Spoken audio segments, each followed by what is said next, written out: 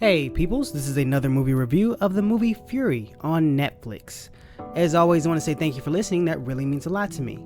So Furie is a film that, in simple terms, is a Taken ripoff. If you've never seen Taken, basically a man's daughter gets kidnapped and she's being sold into sex slavery.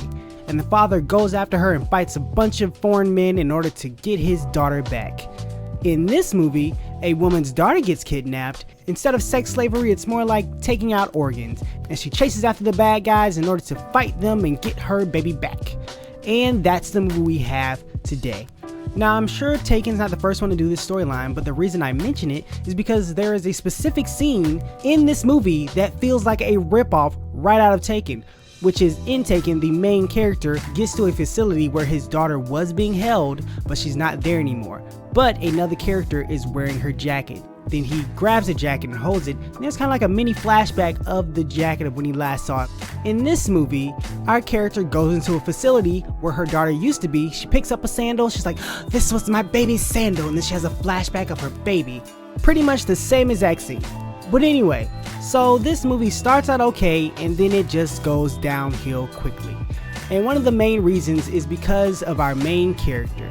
She pretty much sucks as a mom. And I say she sucks as a mom because of the way her daughter got kidnapped. So at the beginning of the movie, we find out that our main character is a debt collector. This involves going around knocking people up the side of their heads and fighting them in order to get the money that they are owed. And the rest of the town doesn't look too kindly on debt collectors. So she's in a market one day with her daughter in order to sell some jewelry and try to get some money for it. Her daughter is accused of stealing someone's wallet.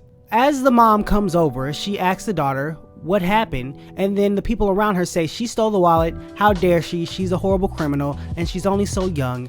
And the little girl said, "No, I didn't steal the wallet." For some possible reason, the mom does not believe her daughter. The daughter gets upset and takes off running. The mom does not follow her daughter. She instead goes back to the lady she was trying to sell the jewelry to finish that interaction. During that time, that's when her daughter gets kidnapped. So yeah, it's kind of her fault. After your child was accused of stealing a wallet and y'all had a heated interaction, she runs off, you do not follow her, and she gets kidnapped. So the mom continues to kind of suck, but it's not her fault after that. It is the movie's fault, because this movie is an action film. The action in this movie is really fun, it's really colorful, really stylistic. The problem is, for a lot of times in the movie, they choose action over common sense or storyline. So our main character's daughter just gets taken. As she's chasing them, she steals someone's moped in order to move faster. One of the bad guys comes up on a bike and starts fighting her. They both crash. They crash near a river, so the lady is hiding under the river, so when the man trots out to look around to see where she is, she pops out of the river and starts fighting him. Does it look very cool? Yes.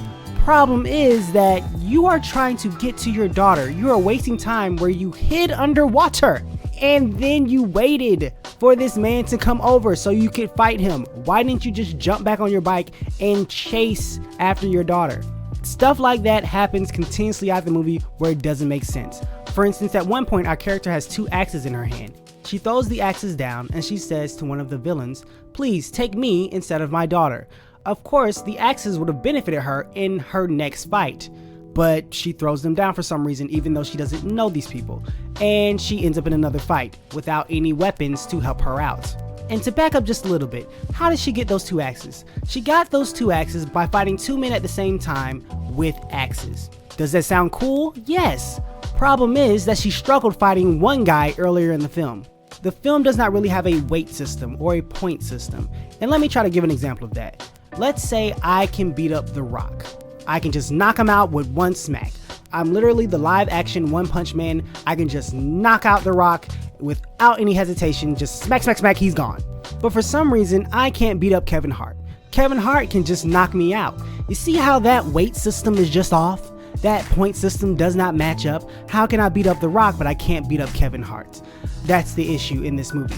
Our character will struggle with one person, but can beat up two people with axes, but then gets knocked out by a completely separate villain, but can beat that villain later on for no apparent reason. Our main character doesn't go off and practice more, she doesn't become stronger, she doesn't learn more training. It's not like extra willpower shoots up into her body because this whole time she's fighting after her daughter.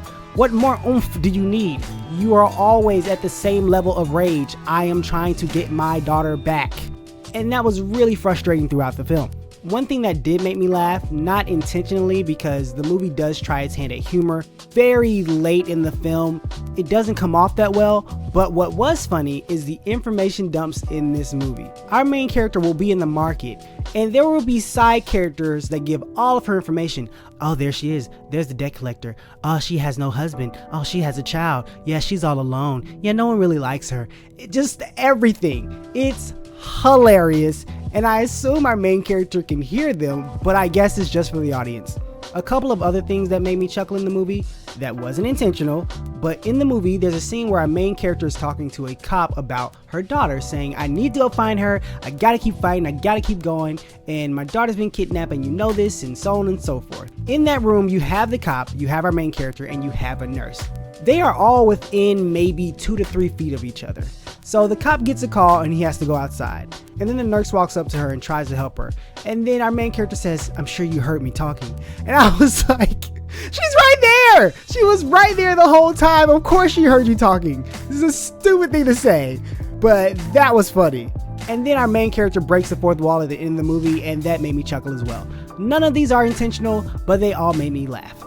Overall, I wouldn't say watch this movie. If all you care about is action, this does have some good action scenes. I will say that, they are fun to watch.